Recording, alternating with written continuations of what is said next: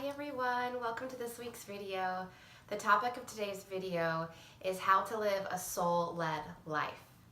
So we could really look at life from two different perspectives. There's looking at life through the mind perspective or the ego perspective, because the ego and the mind are interchangeable, they're the same. Ego gets a bad rap, but really ego is our mind separated from our soul.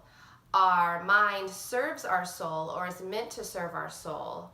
But where ego got a bad rap is when we as humans started to follow the mind versus follow the soul. So there's two different ways of looking and going about life, and that's one is from a mind perspective or ego perspective, and the other is from a soul-led, heart-led perspective.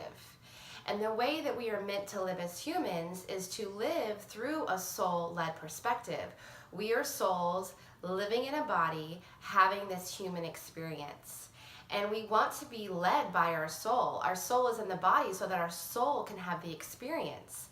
And our mind is a tool to help our soul have the experience. So when we are living from the perspective of our mind and leaving our soul out of the equation, we're not doing our soul a service, because our soul is here to be in a body to live this life.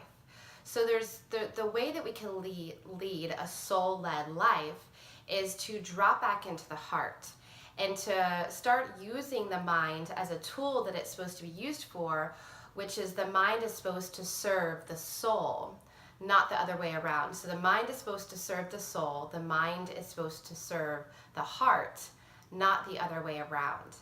And just some simple ways that we could start to play with shifting back into the perspective of leading a soulful life, living a soul-led life rather than living a mind-led life, is to just do simple practices. One practice is to practice being present.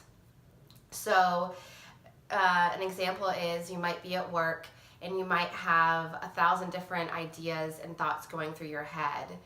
Allowing yourself to notice those ideas and notice those thoughts, and then allowing them to kind of just gently fall, just like rain, fall to the wayside, and notice, look around the room. What do you see? What do you smell? What do you hear? Listen to your breath. Those are different tools of tapping back into the present, which immediately taps you back into your soul and to your heart. Another way that we could quickly shift into the heart space, the soul space, is to just energetically think of your attention being up here, up in your head. And then take a deep breath. And then feel your attention and your energy move into your heart space, move into your soul space, and then feel into, if you can, the unconditional love and peace that resides there. I sometimes think of the mind as this super cluttered room of the thoughts, the to-dos, the shoulda, the couldas, the wouldas, the to-do list, all the stuff is up in the mind. But when we shift into the heart space, when we shift into the soul space, it reminds me of this beautiful clearing outside with a waterfall and trees and plants and flowers. There's peace there, there's clarity there.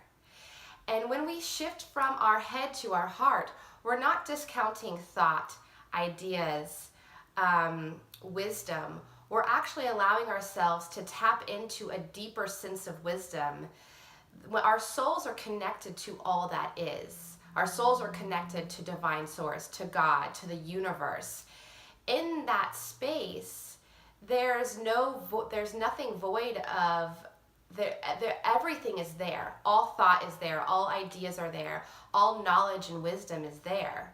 So when we're in the soul-led space, we're not devoid of a thought and wisdom at all. In fact, we are more readily accessible to the divine thought and wisdom that is all that is.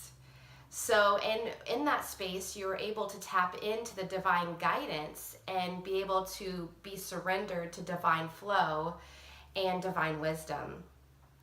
So I invite you to play with shifting from the head into the heart in an effort to live a soul-led life, in an effort to have the mind serve the soul versus the soul serve the mind, and see how that uplifts you.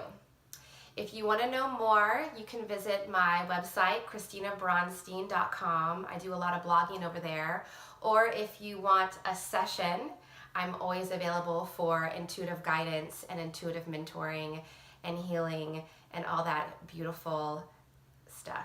Thank you so much for watching this week's video. Until next week, much love. Have a beautiful week.